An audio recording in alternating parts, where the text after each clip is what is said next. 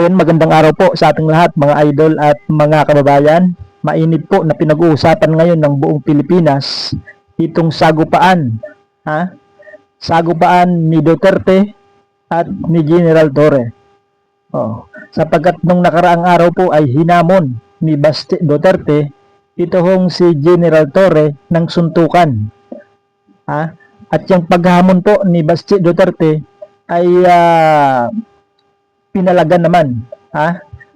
Tinanggap ni General Torre yung hamon ni Basti Duterte. Kung kaya ngayon po ay puspusan yung pag-iinsayo nitong si General Torre.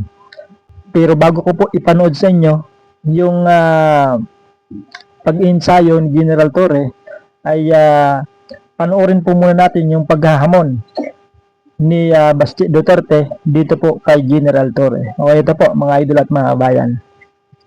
Posisyon pero masuntukan tayo. Kasi matapang ka lang naman, we have the position pero masuntukan tayo. Ano kumakaya kita? Ganun lang. Tama-tama dahil marami ang nasa lanta ngayon ng bagyo at baha.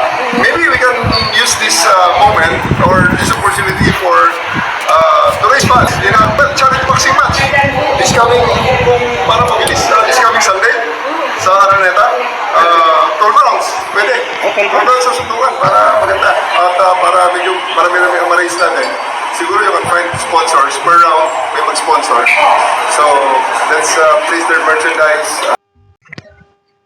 Ayun mga idol at mga bayan, ha, inaccept po nitong si General Torre ang hamon po ni Basti Duterte ng suntukan. Kahit ngayong daw darating na linggo sa Araneta. At ito daw yung magandang pagkakataon dahil sa maraming lugar ang binabaha. Mas maganda daw na yung boxing po nila ay gawin boxing for a cause. At yung malilikom dito ay itutulong po doon sa mga nabahaan, doon sa mga nangangailangan. So ngayon po ay panoorin po natin ito pong pag-iinsayo nitong si General Torre bilang paghahanda sa kanilang sagupaan. Sagupaan ng Duterte versus Torre. Ito po mga idol at mga bayan.